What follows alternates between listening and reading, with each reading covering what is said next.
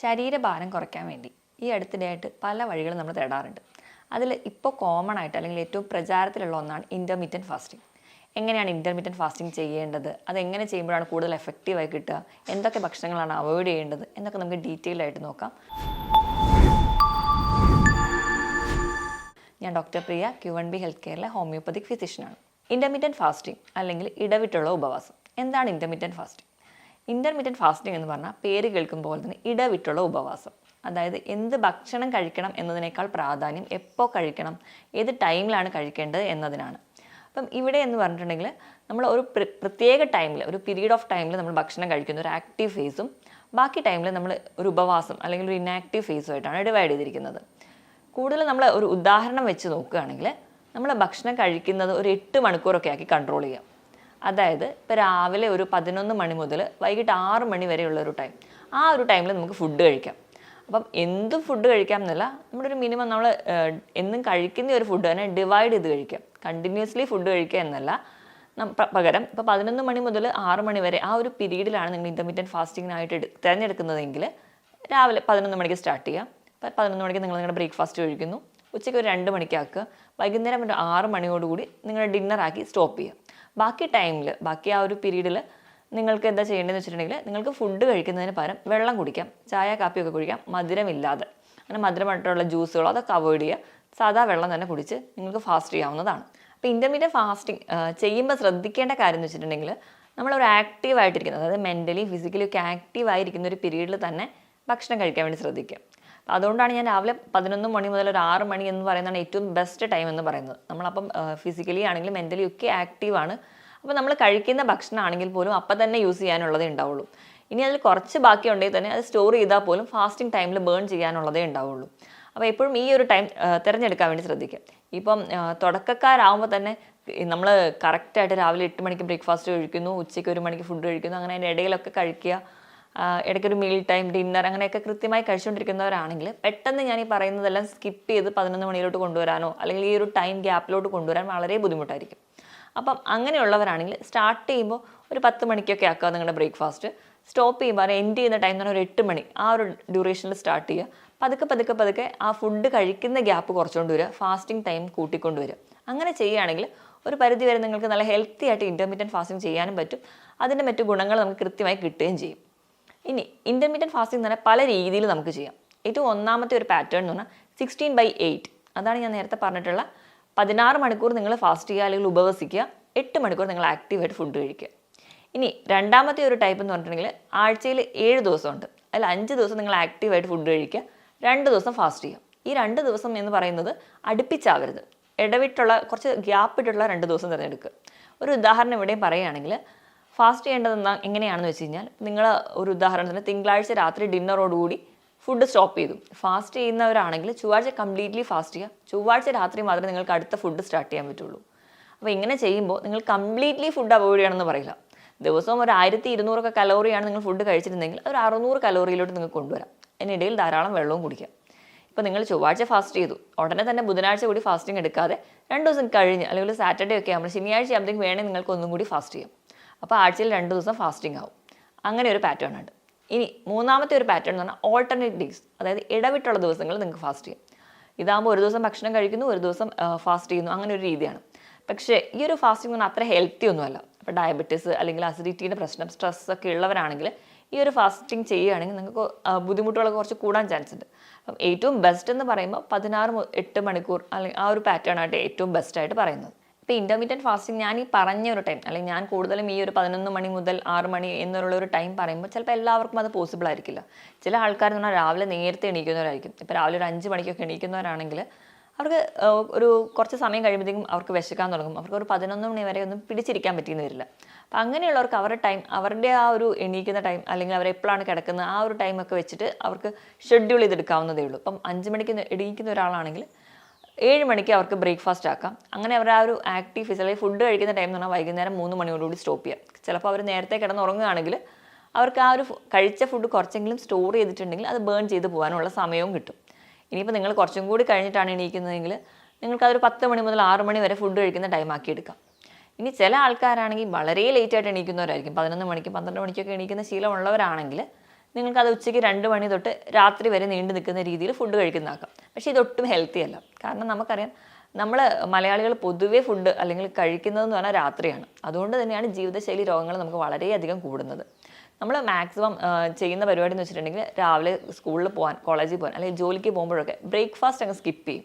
Breakfast skip ചെയ്തിട്ട് ഉച്ചയ്ക്ക് അത്യാവശ്യമൊക്കെ കഴിക്കും. വൈകുന്നേരം വരുമ്പോൾ ഒരു ചായയിൽ തുടങ്ങി ഡിന്നർ വരെ ഭയങ്കര ഹെവി അല്ലെങ്കിൽ കണ്ടിന്യൂസ് ആയിട്ട് ഫുഡ് കഴിക്കും. ഇങ്ങനെ ഒരു ഫുഡ് കഴിക്കുന്നതുകൊണ്ട് തന്നെയാണ് നമുക്ക് കുടവയറും അല്ലെങ്കിൽ മറ്റ് ജീവിതശൈലി രോഗങ്ങളൊക്കെ ഉണ്ടാവുന്നത്. അപ്പം നിങ്ങൾ എപ്പോഴും ഓർക്കേണ്ടത് ബ്രേക്ക്ഫാസ്റ്റ് എപ്പോഴും രാജാവിനെ പോലെ കഴിക്കുക. ഫുഡ് ഇങ്ങനെ കുറച്ചുകൊണ്ടാണ് വരേണ്ടത്. നമ്മൾ നേരെ തിരിച്ചാണ് കഴിക്കുക. രാവിലെ കുറച്ച് കഴിക്കും, പിന്നെ ഉച്ചയ്ക്ക് കുറച്ചും കൂടി കൂട്ടും, രാത്രി കൂടുതൽ കഴിക്കും. അപ്പോൾ നിങ്ങൾ ഉച്ചയ്ക്ക് തൊട്ടിട്ട് രാത്രി വരെയാണ് നിങ്ങൾ ഇൻ്റർമീഡിയറ്റ് ഫാസ്റ്റിംഗ് എടുക്കുന്നതെങ്കിൽ നിങ്ങൾക്കത് എടുക്കാവുന്നതാണ്. പക്ഷേ വേണ്ടത്ര രീതിയിൽ നിങ്ങൾക്ക് ഒരു കൃത്യമായ റിസൾട്ട് കിട്ടിക്കോണമെന്നില്ല. അതുമല്ല അത് അത്ര ഹെൽത്തി ആയിട്ട് ഞാൻ പറയുന്നുമില്ല. അപ്പോൾ ഏറ്റവും ബെസ്റ്റ് ടൈം എന്ന് പറയുന്നത് ഒരു 10 മണിയിലോ 11 മണിയിലോ സ്റ്റാർട്ട് ചെയ്ത് വൈകിട്ട് ഒരു 6 മണിയോടുകൂടി സ്റ്റോപ്പ് ചെയ്യുന്നതായിരിക്കും. അപ്പോൾ അങ്ങനെ ചെയ്യുമ്പോൾ ഉള്ള ഗുണം എന്ന് പറഞ്ഞു കഴിഞ്ഞാൽ നമ്മൾ കഴിക്കുന്ന ഫുഡ് നമുക്ക് തന്നെ യൂസ് ചെയ്യാനുള്ളതേ ഉണ്ടാവുള്ളൂ. കാരണം നമ്മൾ ഹൈ കലോറി ഫുഡുകളൊന്നും അങ്ങനെ കഴിക്കുന്നുണ്ടാവില്ല. എപ്പോഴും എല്ലാ ഫുഡും നമുക്ക് കഴിക്കാവോ എന്നൊക്കെ ഡൗട്ട് ഉണ്ടാവും. ഇൻ്റർമീഡിയറ്റ് ഫാസ്റ്റിങ്ങിന് ഞാൻ തുടക്കത്തിൽ പറഞ്ഞ പോലെ സമയമാണല്ലോ പ്രധാനം. പക്ഷേ എല്ലാ ഫുഡും വലിച്ചു വാരി കഴിക്കരുത്. ഒരു നിയന്ത്രണം ഫുഡിൽ വേണം. ഫുഡിന് നിയന്ത്രിക്കുന്നതിനോടൊപ്പം കൃത്യമായൊരു ടൈമും ഉണ്ട്. അതോടൊപ്പം തന്നെ വേണ്ട രീതിയിൽ നമുക്കൊരു ആക്റ്റീവായിട്ടുള്ള ഒരു എക്സസൈസ് കൂടി ഉണ്ടെങ്കിൽ നിങ്ങൾക്ക് കൃത്യമായ ഒരു റിസൾട്ട് ഇൻ്റർമീഡിയറ്റ് ഫാസ്റ്റിങ്ങിലൂടെ ലഭിക്കുന്നതാണ്.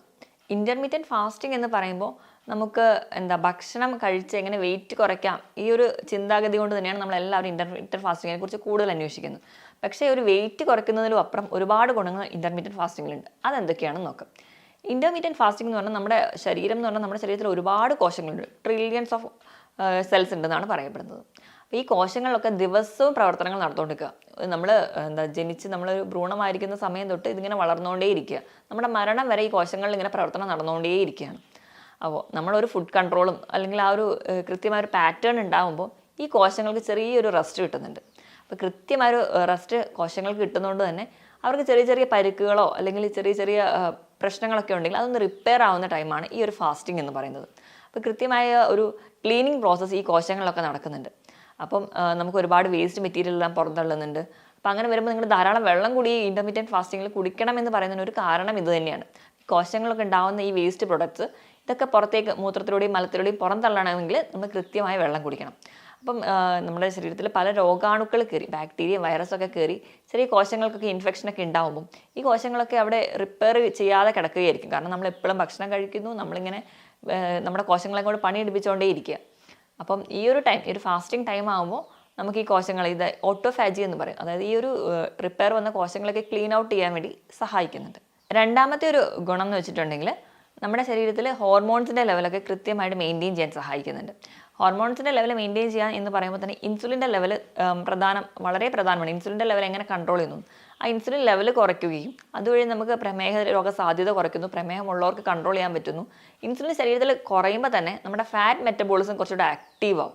ഫാറ്റ് മെറ്റബോളിസം ആക്റ്റീവ് ആവുന്നതിൻ്റെ ഭാഗമായിട്ട് നമ്മുടെ ശരീരത്തിൽ അടിഞ്ഞു കിടക്കുന്ന കൊഴുപ്പുകളൊക്കെ ഉരുക്കി പോകാൻ തുടങ്ങും. അപ്പോൾ അതിൻ്റെ ഭാഗമായിട്ട് ആദ്യം ഈ വിസറൽ ഫാറ്റ് എന്ന് പറഞ്ഞാൽ നമ്മുടെ ഓരോ അവയവങ്ങൾക്ക് ഇടയിൽ കാണുന്ന ഫാറ്റാണ്. അതുപോലെ തന്നെ സബ്ക്യൂട്ടേനിയസ് ഫാറ്റ്, നമ്മുടെ ത്വക്കിൻ്റെ താഴെ കാണുന്ന ഈ ഫാറ്റൊക്കെ അമിതമായി കിടക്കുന്നുണ്ടെങ്കിൽ അതൊക്കെ ബേൺ ചെയ്ത് പോകുന്നതായിട്ട് കാണാം. അതുവഴി നമുക്ക് വെയിറ്റ് കുറയുന്നുണ്ട്, കൊളസ്ട്രോൾ കുറയുന്നുണ്ട്, പ്രമേഹമൊക്കെ നിയന്ത്രിക്കാൻ പറ്റുന്നുണ്ട്. ഇനി മൂന്നാമതായിട്ട് ഗ്രോത്ത് ഹോർമോണിൻ്റെ ലെവൽ കൂട്ടും. ഗ്രോത്ത് ഹോർമോണിൻ്റെ ലെവൽ കൂട്ടുന്നത് വഴി നമ്മുടെ മസിൽസൊക്കെ കുറച്ചുകൂടെ ആക്റ്റീവ് ആക്കും, അല്ലെങ്കിൽ മസിലിന് ഒരു വെയിറ്റ് ഗെയിൻ കാണും. അതിന് കാരണം എന്ന് വെച്ചിട്ടുണ്ടെങ്കിൽ നമുക്ക് ശരീരത്തിൽ അമിതമായി കിടക്കുന്ന ഈ ഫാറ്റ് ബേൺ ചെയ്തിട്ടാണ്. അപ്പോൾ അതുവഴി നമുക്ക് ഈ ഒരു കൊളസ്ട്രോൾ ലെവലും അല്ലെങ്കിൽ മറ്റ് നമ്മുടെ ജീവിതശൈലി രോഗങ്ങളെയൊക്കെ കൺട്രോൾ ചെയ്യാൻ പറ്റും. നമ്മുടെ ഹൈറ്റിനനുസരിച്ച് നമ്മുടെ ബോഡി വെയിറ്റ് മെയിൻറ്റെയിൻ ചെയ്യാൻ ഒക്കെ നമ്മളെ സഹായിക്കുന്നുണ്ട്. മൊത്തത്തിൽ ഒരു പോസിറ്റീവ് ചേഞ്ച് അവിടെ ഉണ്ടാക്കുന്നുണ്ട്. ഇനി നാലാമതായിട്ടൊരു ഗുണം എന്ന് പറഞ്ഞിട്ടുണ്ടെങ്കിൽ നമ്മുടെ ശരീരത്തിൽ ചില രോഗങ്ങളൊക്കെ വരാനുള്ള ഒരു ജീൻ, അല്ലെങ്കിൽ നമുക്ക് ഭാവിയിൽ ആ രോഗങ്ങൾ വരാനുള്ള ജീൻസൊക്കെ നമ്മൾ ജനിക്കുമ്പോഴേ നമ്മുടെ ശരീരത്തിൽ ഉണ്ടായിരിക്കും. ഈ ജീൻസൊക്കെ എക്സ്പ്രസ് ചെയ്യാതെ അതൊന്ന് ഇനാക്റ്റീവായി പോകാൻ ഈ ഒരു ഇൻ്റർമീഡിയറ്റ് ഫാസ്റ്റിംഗ് സഹായിക്കുന്നുണ്ട്. അതുപോലെ തന്നെ വെയിറ്റ് കുറയ്ക്കാൻ നമ്മുടെ ഹൃദയത്തിൻ്റെ ആരോഗ്യം മെച്ചപ്പെടുത്തും. ഹൃദയത്തിൻ്റെ ആരോഗ്യം മെച്ചപ്പെടുത്തുന്നതിന് വഴി എന്ന് പറഞ്ഞിട്ടുണ്ടെങ്കിൽ കൊളസ്ട്രോളിൻ്റെ ലെവൽ മെയിൻറ്റെയിൻ ചെയ്യും. കൊളസ്ട്രോളിൻ്റെ ലെവൽ മെയിൻറ്റെയിൻ ചെയ്യുമ്പോൾ LDLൻ്റെ ലെവലും ട്രൈഗ്ലിസറൈഡിൻ്റെ ലെവൽ കുറയ്ക്കാനും HDLൻ്റെ ലെവൽ കൂട്ടാനും സഹായിക്കുന്നുണ്ട്. ക്യാൻസർ പോലെയുള്ള രോഗങ്ങളെ വരാതിരിക്കാൻ വേണ്ടിയിട്ട് ഒരു ആൻറ്റി ഓക്സിഡൻറ്റ് ഫംഗ്ഷനായിട്ട് ആക്ട് ചെയ്യുന്നുണ്ട്. തലച്ചോറിൻ്റെയൊക്കെ സ്ട്രെസ്സ് കുറയാൻ വേണ്ടി നമുക്ക് ഇൻ്റർമീഡിയറ്റ് ഫാസ്റ്റിംഗ് സഹായിക്കുന്നുണ്ട്. അതുവഴി നമുക്ക് അൾസിമേഷ്യസ് പോലെയുള്ള ഡിസീസ് അതൊക്കെ നമുക്ക് തടയുന്നതായിട്ട് കാണുന്നുണ്ട്. നമ്മുടെ മൊത്തത്തിൽ നമ്മുടെ ശരീരം ഒരു ആക്റ്റീവ് ഫേസിലോട്ട് വരും. നമുക്ക് വെയിറ്റ് കുറയ്ക്കാമെന്ന് മാത്രമല്ല, നമ്മൾ ചിലപ്പോൾ വെയിറ്റ് കുറയ്ക്കാൻ വേണ്ടി മാത്രമായിരിക്കും ഇൻ്റർമീഡിയറ്റ് ഫാസ്റ്റിംഗ് സ്റ്റാർട്ട് ചെയ്യുന്നതെങ്കിൽ അതിനോടൊപ്പം തന്നെ ഈ മറ്റ് ഗുണങ്ങളും നമുക്ക് കിട്ടുന്നുണ്ട്. അപ്പം മൊത്തത്തിൽ പറഞ്ഞിട്ടുണ്ടെങ്കിൽ ഇൻ്റർമീഡിയറ്റ് ഫാസ്റ്റിംഗ് ചെയ്തിട്ടുണ്ടെങ്കിൽ നമ്മൾ കൂടുതൽ വെയിറ്റ് കുറയ്ക്കുക അല്ലെങ്കിൽ ബോഡി വെയിറ്റ് റെഗുലേറ്റ് ചെയ്യുന്നതിനോടൊപ്പം തന്നെ നമ്മൾ കുറച്ചുകൂടി ഹെൽത്തി ആയിട്ടിരിക്കാൻ വേണ്ടി സഹായിക്കുന്നുണ്ട്. ഇനി ഇൻ്റർമീഡിയറ്റ് ഫാസ്റ്റിങ്ങിൽ എന്തൊക്കെ ഭക്ഷണം ഒഴിവാക്കണം എന്ന് നോക്കാം. നമ്മൾ ഏറ്റവും പ്രധാനം ടൈമിങ്ങിലാണെങ്കിലും നമ്മൾ എക്സസ് ആയിട്ടുള്ള എനർജി കിട്ടുന്ന അല്ലെങ്കിൽ ഹൈ കലോറി ഫുഡ്സൊക്കെ ഒഴിവാക്കണം. ഒരുപാട് വറുത്തതും പൊരിച്ചതും ട്രാൻസ് ഫാറ്റ്സ് അടങ്ങിയിട്ടുള്ളതും ഹൈ ഫ്രക്ടോസ് കോൺ സിറപ്പ് അടങ്ങിയിട്ടുള്ള മധുര പലഹാരങ്ങൾ, പാനീയങ്ങൾ, ഇങ്ങനെ കാർബണേറ്റഡ് ഡ്രിങ്ക്സ്, ബിവറേജസ്, മദ്യം, പുകവലി പോലെയുള്ള ശീലങ്ങളാണെങ്കിൽ ഇതൊക്കെ കംപ്ലീറ്റ്ലി ഒഴിവാക്കണം.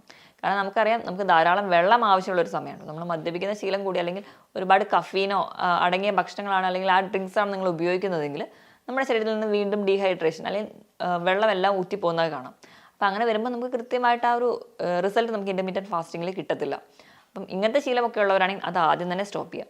നമ്മൾ വൈകുന്നേരം പോയിട്ട് ഫ്രൈഡ് ആയിട്ടുള്ള ഫുഡ് അല്ലെങ്കിൽ ഹെവി ആയിട്ടുള്ള ഫുഡൊക്കെ കഴിക്കുന്ന ശീലമാണെങ്കിൽ അതൊക്കെ കംപ്ലീറ്റ്ലി മാറ്റി നമ്മുടെ നോർമലി നമ്മളെ വീട്ടിലേക്കുള്ള ഭക്ഷണങ്ങൾ നിങ്ങൾക്ക് എല്ലാം കഴിക്കാവുന്നതാണ്. അപ്പം അതുപോലെ തന്നെ നിങ്ങൾ കഴിക്കേണ്ടതെന്ന് വെച്ചിട്ടുണ്ടെങ്കിൽ കൂടുതലും പ്രോട്ടീൻ അടങ്ങിയ ഭക്ഷണങ്ങൾ കഴിക്കുക. അന്നജത്തിൻ്റെ അളവ് നല്ലപോലെ കുറയ്ക്കാൻ വേണ്ടി ശ്രദ്ധിക്കുക. ഇപ്പം നമ്മൾ ഒരുപാട് ചോറ് കഴിക്കുന്നവരാണെങ്കിൽ ചോറിൻ്റെ അളവ് കുറച്ചിട്ട് കറികൾ കൂടുതലായി കഴിക്കുക. പച്ചക്കറികളും പഴവർഗ്ഗങ്ങളും കഴിക്കുക. നമ്മൾ ജ്യൂസ് ആക്കി കഴിക്കുന്നതിന് ഏറ്റവും നല്ലതെന്ന് പറഞ്ഞാൽ ഫ്രൂട്ട്സ് ഒക്കെ കട്ട് ചെയ്ത് കഴിക്കാൻ വേണ്ടി ശ്രദ്ധിക്കുക.